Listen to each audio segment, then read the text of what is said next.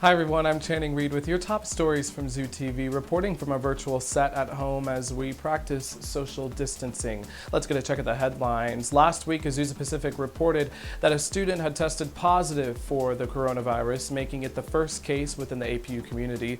Medical Director Dr. Todd Emerson notified students in an emailed message, and according to the email, the student lives off campus and is, quote, doing well. Emerson also said that if the university learns of additional positive cases, they will not notify the entire APU community unless the situation poses any kind of impact to the community as a whole. The news of APU's first coronavirus case comes just one day after Azusa City Manager Sergio Gonzalez confirmed that the city of Azusa had its first reported case of COVID-19, and Los Angeles County issued a new public health order called the Health Officer Order that temporarily closes Southern California beaches and hiking trails in an effort to slow the spread of COVID-19 as new cases rise and the death toll continues to rise as well. Meanwhile, with APU's decision to cancel the annual commencement ceremony due to the coronavirus concerns, some students think that the university should postpone the event. Last week we reported that a petition to postpone graduation rather than canceling it received more than 1,000 signatures in less than 24 hours. Well, now the petition has over 1,800 supporters with a goal to reach 2,500 signatures. That petition was developed and posted on change.org by senior English major Brianna Swinney.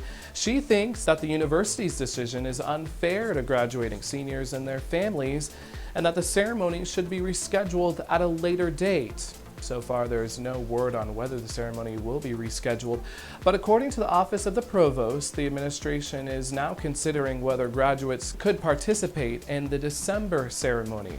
We're going to be following this story, so be sure to stay with Zoo News for the latest developments.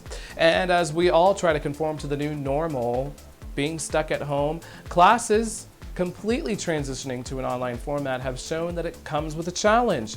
Earlier this month, we heard from students about how the transition is affecting their daily lives.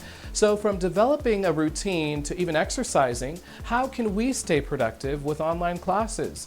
Earlier, I spoke with our Ruby McAuliffe. So I wrote a piece that essentially is going to be helping students to stay productive and to avoid feelings of isolation during this quarantine. And the first step is really finding your space. Often, we have libraries and coffee shops we can go to, but that's not an option anymore. So basically finding a spot in your room, in your home where you can claim as yours and you can really study with little distractions. So your second step, you say, is to create a schedule. So what does that look like for a college student who's quarantined at home? Yeah, usually it looks like just writing things down in a planner if you're going to classes in person, but now I think you really have to lay out everything you have to do because you have Zoom calls, you have online classes, you have extra follow-up meetings. So assigning various tasks to each day can really help keep everything organized.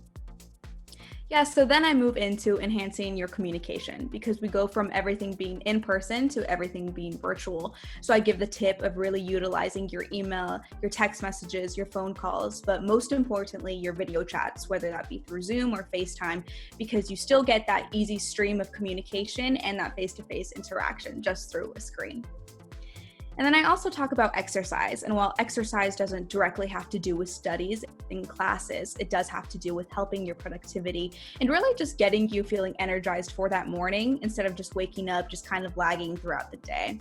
And then my last one, to help combat that feeling of isolation, while we are being isolated, we don't need to be feeling isolated, is through finding a buddy. And that buddy, now if we're at home, can be a brother, sister, a mom, a aunt, or maybe if you're still with a roommate, it can be them. But having that person to just talk to, whether that be about school subjects or this quarantine and feelings, and yeah, just having a constant person so you're not just alone in this situation. Well, that definitely is some great tips there to hopefully help us finish the semester strong. Now we got you caught up on the news this week. I'm Reid. Thanks for joining me. You can stay connected with breaking news and the latest updates by following Zoo Media on Facebook, Twitter, Instagram, and by visiting our website, zoonews.com. Stay safe out there.